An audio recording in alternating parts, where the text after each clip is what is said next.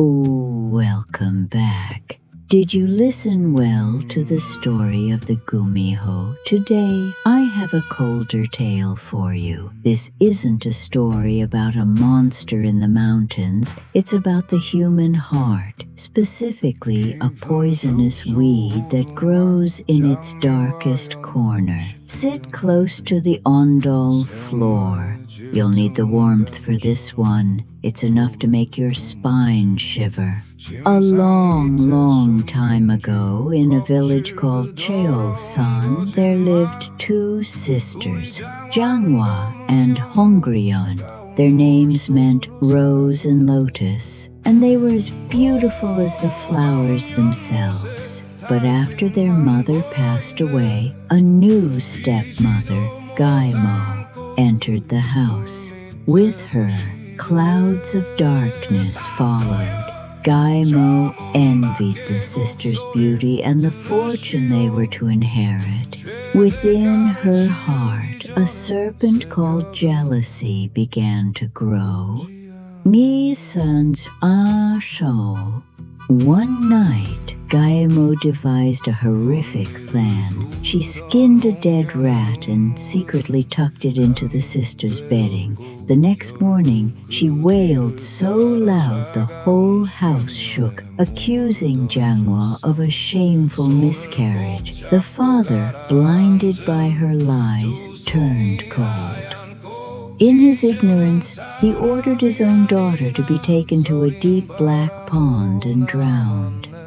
Imagine Janghwa sinking into that freezing water. Under the cold moonlight, her pale hand reached out from the surface in a final, silent plea. Then, nothing. Her sister, Hongryeon, consumed by grief, wandered the pond every night until she too cast herself into the depths to join her sister. Two flowers, crushed before they could even bloom, withered beneath the dark water.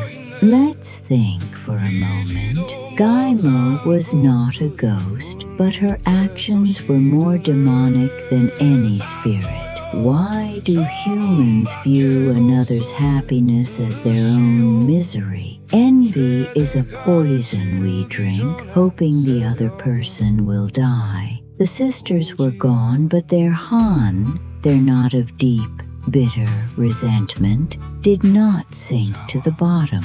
In Korea, we have the concept of Won-hon, the grudge-bearing ghosts. These are souls so wronged they cannot cross over to the afterlife. They will not leave until the truth is unveiled. Do you think death is the end? No. Sometimes death is just the beginning of a judgment upon the living. This is the start of what we call Ingwa Yungbo, divine retribution. After that day, every new governor, Sato, who arrived at the village, died of a heart attack on his first night. Terror gripped the town. Then a brave new Sato arrived. He sat alone in his room, keeping a candle lit late into the night. Suddenly, the flame turned a ghostly blue, and water began to drip from the ceiling. It wasn't clear water. It was the muddy, rotting water of the pond. The air turned ice cold, and two figures emerged. They wore white hanbok that were soaked and decaying, their long hair sweeping the floor. Instead of tears, blood flowed from their eyes. "Governor, please ease our suffering." Their voices sounded like wet silk tearing. The Sato gripped his sword, but as he listened to their tragic tale, his eyes filled with tears. The truth of the dead rat was finally dragged into the light.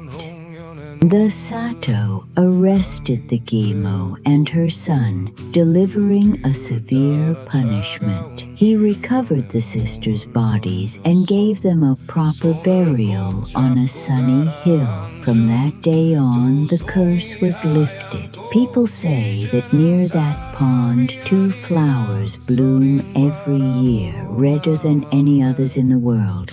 Perhaps it is the souls of Janghwa and Hongryeon finally smiling.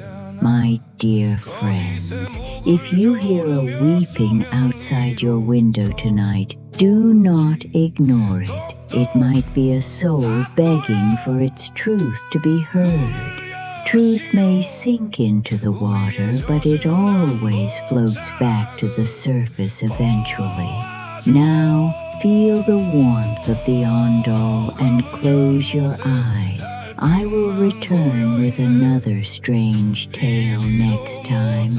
Sleep well.